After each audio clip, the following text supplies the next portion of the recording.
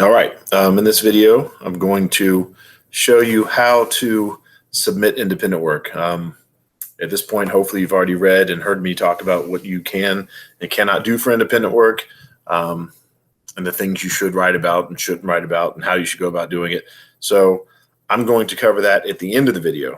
What I'm going to cover at the beginning of the video is specifically how you're supposed to submit the independent work. That way, if that's all you need, you can watch that and then close the video and not watch the rest of the stuff, because again, the rest of the stuff after that's going to be review. First thing I want to do here is show you my entire screen so you can see how to do this.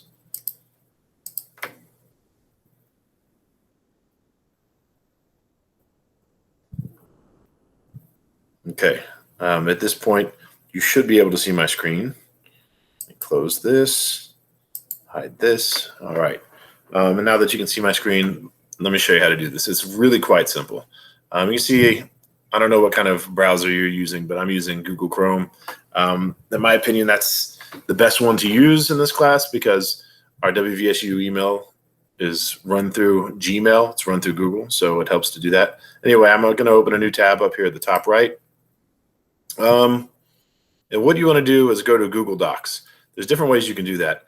You can see here, because I'm already signed into my Google account because of the WVSU email, there's these little buttons at the top right, the Google Apps. You can click on that, and then you can see right here is the Google Docs icon. So you could just click on that, and that would work. Or you could simply Google the words Google Docs. So here we go, Google Docs.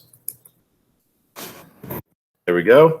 And then from there, you could just click on that, and here you go. This will open it up. You may or may not always see this screen. If I remember correctly, last time I used Google Docs, I did not see this screen. So I would go into Personal here. There we go. We're going to start a new blank document. Now, the good thing about this, about using Google Docs, I mean, there's a few things. First of all, I don't want to say that. I don't want to confuse it with saying all that, so never mind that. Anyway, here we go. I've opened a new document. The first thing you're going to need to do is give it a title. I'm not going to be very picky. You might want to title them with a number. So you might want to say, I don't know, like IW for independent work. Independent IW number 1, right? You might want to do that for your first independent work, or you might want to put what it's about. Maybe you're writing a paper about goldfish, right? Maybe you have a pet goldfish and you're interested in that. So you put goldfish research paper, whatever it is. The name's not very important, or the title's not very important, but you do want to give it a title. All right. The next thing you're going to want to do, if you think it's going to be a quick paper, not a really long research paper, if you're just going to write a quick paper, the next step you're going to want to do is go over here to share at the top right? You click that button. You're going to want to add me, right? Of course, because this is my computer, you can already automatically see this down here. But for your computer, it will not be there. So you're going to want to type my name, right? Vasilios, and then it'll pop up. And you can see there's different options.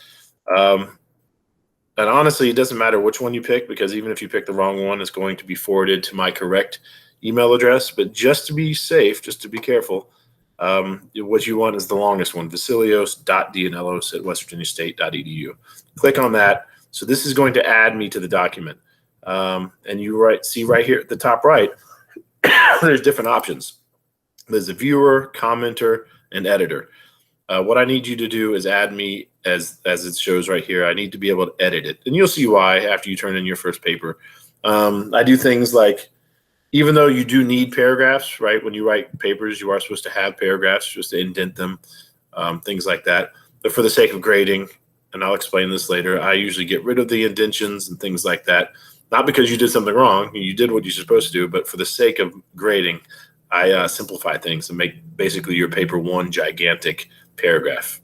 So anyway, for reasons like that, again, you just need to type my name in here and then make sure I can edit it and then hit send. And that's all you'll do. I'm not actually going to hit send because this was all hypothetical, but that's what you'll do. And again, that's what you're going to want to do if you think it's going to be a short paper. On the other hand, if this is going to be a paper you work on for a while, I would say this. Let me back it up. Step one, like I said earlier, you're going to want to give it a name. Step two, then go ahead and start writing, right?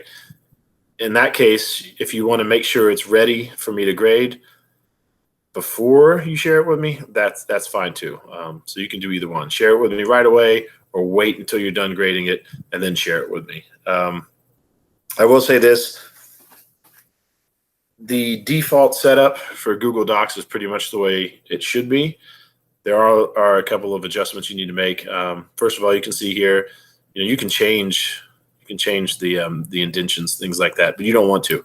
That is set the way it needs to be. The only thing you need to do is change this for font to Times New Roman, 12-point font. And then up here towards the top right, we want to do double spacing. And that's it. Make sure you do that.